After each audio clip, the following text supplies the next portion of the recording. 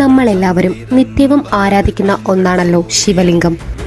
എന്നാൽ ഈ പ്രപഞ്ചരൂപനെ എന്തുകൊണ്ടാണ് ലിംഗരൂപത്തിൽ ആരാധിക്കുന്നതെന്ന് നിങ്ങൾ ചിന്തിച്ചിട്ടുണ്ടോ?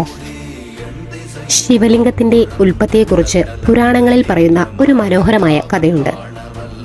പണ്ട് പ്രപഞ്ച സൃഷ്ടാവായ ബ്രഹ്മാവിനും സംരക്ഷകനായ വിഷ്ണു ഭഗവാനും ശിവനെ അറിയാമായിരുന്നുവെങ്കിലും ഭൂമിയിലെ മുനിമാർക്കോ സന്യാസിമാർക്കോ മഹാദേവന്റെ യഥാർത്ഥ സ്വരൂപത്തെക്കുറിച്ച് അറിവില്ലായിരുന്നു.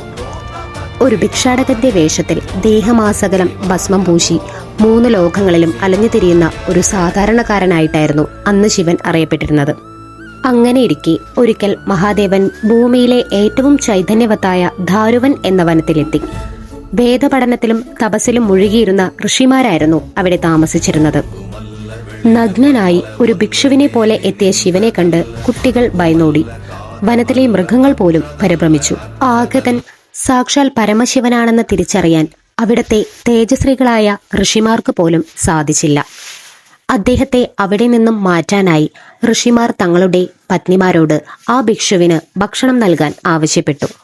എന്നാൽ ഭക്ഷണം നൽകാനെത്തിയ ഋഷിപത്നിമാർ ഭിക്ഷുവിന്റെ ദിവ്യപ്രഭയിൽ ആകൃഷ്ടരായി ഭക്തിയോടെ അദ്ദേഹത്തെ സ്പർശിക്കാനും ആലിംഗനം ചെയ്യാനും തുടങ്ങി. ഇതു കണ്ട ഋഷിമാർ അത്യധികം കോപിതരായി. തങ്ങളുടെ പത്നിമാരെ വഴിതെറ്റിച്ച് സാധാരണ ഭിക്ഷുവാണെന്ന് കരുതി അവർ അദ്ദേഹത്തെ ശപിച്ചു. നിന്റെ ലിംഗം ഇപ്പോൾ തന്നെ മുറിഞ്ഞു വീഴട്ടെ. ഋഷിമാരുടെ ശാപമേറ്റ നിമിഷം തന്നെ ശിവന്റെ ലിംഗം ഭൂമിയിൽ മുറിഞ്ഞു വീണു.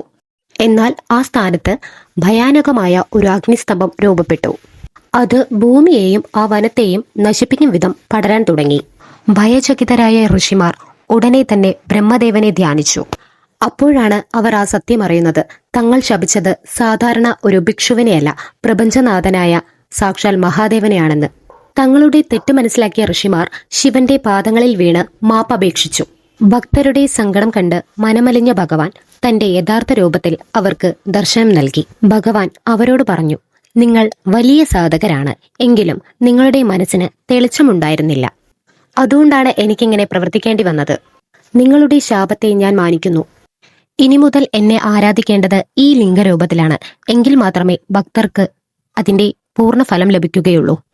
അന്നു മുതലാണ് ലോകം ശിവനെ ലിംഗരൂപത്തിൽ ആരാധിക്കാൻ തുടങ്ങിയത്. പ്രപഞ്ചത്തിന്റെ ആദിയും അന്തവുമില്ലാത്ത ചൈതന്യത്തിന്റെ പ്രതീകമാണ് ശിവലിംഗം.